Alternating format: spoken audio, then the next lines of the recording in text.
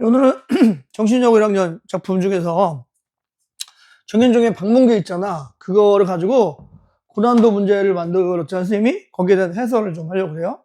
그래서 그거를 알려면, 현대 철학에서 레비나스를 조금 알아야 되기 때문에 거기에 대한 설명을 진행하도록 하겠습니다. 레비나스의 윤리학을 타자의 윤리학이라고 그래요. 타자라는 게 철학 용어인데, 나 말고 다른 사람을 타자라 그래요. 그렇습니까? 보통 서양 윤리학에서 근대 철학의 아버지라고 부르는 데카르트는 사이의 제1 원리로서 뭘 들고 있냐면,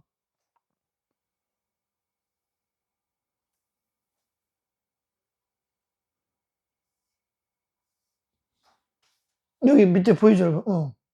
참고적으로 보면 데카르트의 철학을 우리가 자기중심적, 자아중심적 철학이라고 하는데, 이분은 뭘 주장하는 거냐면, 나는 생각한다, 고로 존재한다. 코기토 에르고 숨, 이렇게 원어로 말해요. 그래서 코기토 철학이다 이렇게 말하는데, 쉽게 말하면 나의 존재 근원은 생각하는 내가 있기 때문이야. 그러니까 내가 존재하는 건 생각하는 내가 있기 때문이지 타인과의 관계 속에서 내가 존재하는 건 아니라고 보는 거야. 그러니까 근대 철학의 가장 중심은 나에 대한 거예요. 뭔지 아시죠? 모든 철학의 근간에 내가 있단 말이야. 이거는 이제 단점이 뭐냐면 너무 자기중심적이 되는 거야. 남을 생각하지 않게 되는 그런 문제가 있다고 보는 거고, 이후에 이제 서양에서 1, 2차 세계대전을 겪으면서 많은 사람들이 생각한 거야. 서양이 이렇게 많은 전쟁을 겪은 원인은 이것 때문이다. 너무 나만 생각했다는 거야. 다른 사람과의 관계를 생각하지 않고. 그래서 1, 2차 세계대전 이후에 나오는 많은 철학들은 나보다는 남을 배려하자 뭐 이런 것들이 많이 나오게 되고, 그 중에 나오는 게 대표적인 게 이제 레비나스의 그 타자 인력인데, 이거는 이제 간단히 말하면 이런 거예요. 여러분 왜 엘리베이터나 이런 데서 아주 어린 여학생이나 이런 데 되게 힘들어하는 여학생, 뭐 몸이 아플 수도 있고 아니면 가방이 무거울 수도 있고 그런 여학생들을 보면 어때요, 여러분? 약간 불쌍하죠? 측은심이 든단 말이야. 그래서 레비나스는 인간은 타인의 어떤 불쌍한 얼굴을 볼 때 그 사람을 해치지 않고 그 사람을 보여주겠다는 마음이 드는데, 그게 바로 철학의 제일 원리가 그게 된다고 보는 거야. 그래서 이분은 이제 1940년대 유대인을 만났다 그래요. 근데 유대인 여성이 아마 되게 불쌍해 보였나 봐. 그래가지고 죽이지 마세요라고 하는 그 유대인의 표정을 보고, 왜냐면 그 전에 그 막 여러 가지 홀로코스트나 이런 비극적인 일을 겪었잖아, 유대인들이. 그래서 그 여성을 보고 타인의 얼굴을 보고 우리가 자연스럽게 느끼는 어떤 뭐랄까요, 이타심 또는 불쌍함, 연민 이런 것들이 윤리의 근원이 된다고 보는 거예요. 그래서 데카르트의 사이의 제일 원리를 배제하고 타자의 윤리를 중시하는 거예요. 이게 이제 왜 중요하냐면 1970년대에 우리 전 세계적으로 다문화가 된 거 아니야. 민족의 이동들이 있잖아요. 그때 차이를 존중하는 문화가 엄청 인정받게 됩니다. 왜냐면 데카르트 중심으로 해버리면 너무 나 위주로 돼버리니까. 그래서 타자의 윤리가 이제 강조가 되는데, 자, 그럼 이제 우리가 배우는 거는 국어니까 정현종의 실행 한번 연결시켜 볼게요. 정현종은 어떤 생각을 갖고 있는지 알죠? 정현종은 이런 생각인 거야. 그러니까 우리가 우리 집에 방문객이 왔어. 손님이 왔단 말이야. 이 손님이라고 하는 것은 비유적 표현이고, 우리가 타인과의 관계 맺음을 다 그렇게 보면 돼. 우리 주변에 나 빼놓고 다 손님이지 뭐, 그죠? 그렇게 왔을 때 그 사람의 속마음을 읽어서 그 사람을 환대하자 그런 뜻이잖아. 근데 그걸 어떻게 비유적 표현하냐면, 그 사람 마음을 읽을 때 상처받지 않도록, 그러니까 책갈피가 있어. 책장이 잘 찢어지는 거야. 약해, 굉장히. 옛날 책이라고 생각해보자. 그러면 여러분들이 어떤 다른 사람의 마음을 책갈피에 비유한 거야. 그래서 바람이 책갈피를 부드럽게 넘겨서 찢어지지 않게 하듯이 여러분이 타인의 마음을 그렇게 읽는 거야. 예를 들면 여러분 만에 어떤 친구가 있어. 그 사람의 마음을 읽을 때 바람이 부서지고 책갈피를 넘기듯이 부드럽게 그 사람 마음을 이해하라는 거야. 이해됐어요? 자, 이런 게 타자의 윤리의 근거면 무슨 말이냐? 그러니까 아까 레비나스에 따르는 게 무슨 말이냐 보면, 타자를 파악하여 자신의 인식체계에서 판단 평가하는 게 아니라는 거야. 그러니까 만약 시험 문제에 이 책갈피를 부드럽게 더듬는 바람 같은 인식행위가 데카르트처럼 타자를 파악해서 내 인식체계에 대해서 평가하거나 판단하거나 그런 게 아니라는 거야. 이건 데카르트식 자기중심성이고, 이거 잘못된 거, 이게 나오면 이제 오답이 된 거지.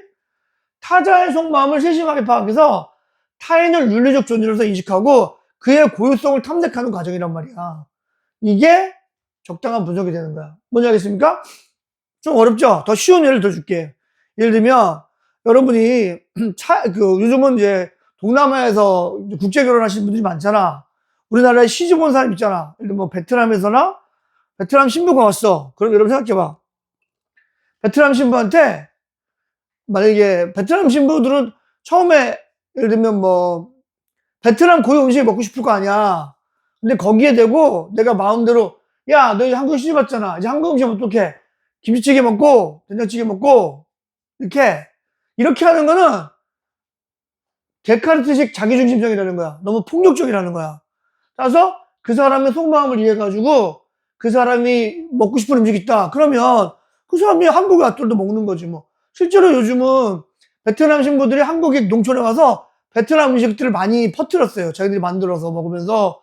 그런 것들이죠. 한국에 왔다고 무조건 한국 음식만 먹어. 그게 아니라 그 사람이 먹고 싶은 거, 그 사람의 취향들을 세심하게 고려해서 그 사람을 고유성을 인정해 주는 게 아까 이 정현종이 말하는 바람처럼 책갈피를 부드럽게 넘기는 거라고 보는 거야. 뭔지 알겠죠? 다시 한번 어떤 사람을 탐색하는 과정이 내 마음대로 하기 위해서 또는 그 사람을 평가해서 함부로 내가 잣대로 어떤 행동을 강요하는 게 아니라 그 사람을 인정해 주는 겁니다. 그게 바로 정현종의 생각이니까 알아야 됩니다. 참고자료를 좀 보면 많이 나오는 거예요. 데카르트의 자아중심적 철학, 아까 얘기했죠? 생각할 수 있는 내가 존재의 근원이라고 보고, 이게 서양 철학의 제 원리를 삼고 있는데, 보통 우리가 어떤 비문학 시험 문제 같은 거 볼 때, 코기토 철학이다라고 말하는 게, 말은 어렵잖아. 그게 별거 아니에요, 이거예요. 생각하는 나라고 하는 것에 대해서, 데카르트의 생각을 받아들일 때, 우리가 이제 코기토 철학이라고 얘기하는 겁니다. 하나만 더 알려줄게요. 이것도 많이 나오는 내용이니까, 마틴 부버라는 철학자가 인간관계를 두 가지로 나눴어요. 나와 너, 사람이죠.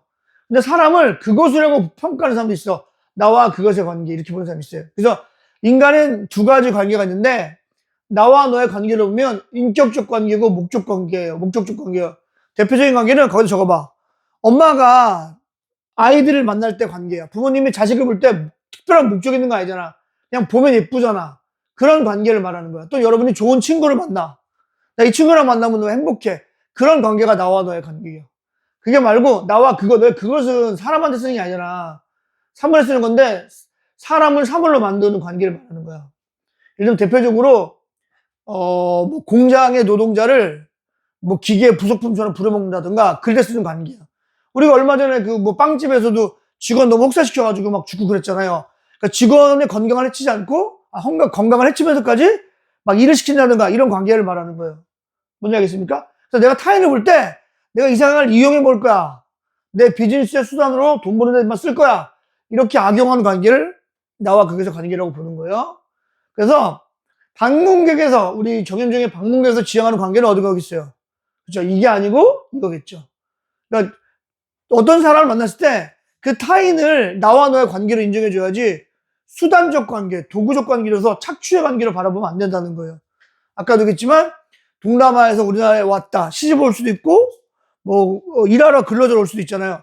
그럴 때 물론 일하고 뭐 하는 것도 필요하긴 하지만 기본적으로 이런 관계를 형성해야 된다 그런 뜻입니다. 그렇겠죠? 그런 관계니까 어려운 말은 아닌데 자주 나와요. 나와 너의 관계, 나와 그것의 관계. 아시겠죠? 간단히 정리해 볼게요. 레비나스의 타자의 윤리학은 뭐라고? 내 마음대로, 즉 데카르트식 자기 중심성에 따라서 판단하는 게 아니라 그 대상의 취향과 생각을 온전히 존중하는 걸 말합니다. 아시겠죠? 그 다음에 코기토 철학은 아까 얘기했지만 그 데카르트가 얘기한 나는 생각하다, 고로 존재한다. 서양 철학의 제1 원리라고 부를 정도로 중요하지만 이게 너무 자아중심적으로 빠질 수 있으니까 또는 이기주의로 빠질 수 있으니까 주의해야 된다는 것이고, 마틴 부버의 나와 너의 관계와 나와 그것의 관계는 좋은 친구의 관계, 여기 나온 것처럼 여우랑 토끼의 관계처럼 서로 사랑하고 믿고 의지하고 존재만으로 행복을 느끼는 관계가 나와 너의 관계고, 그냥 기계 부속품처럼 사람을 이용해서 뭔가 착취하겠다 이런 것도 그렇게 되는 거예요. 예를 들면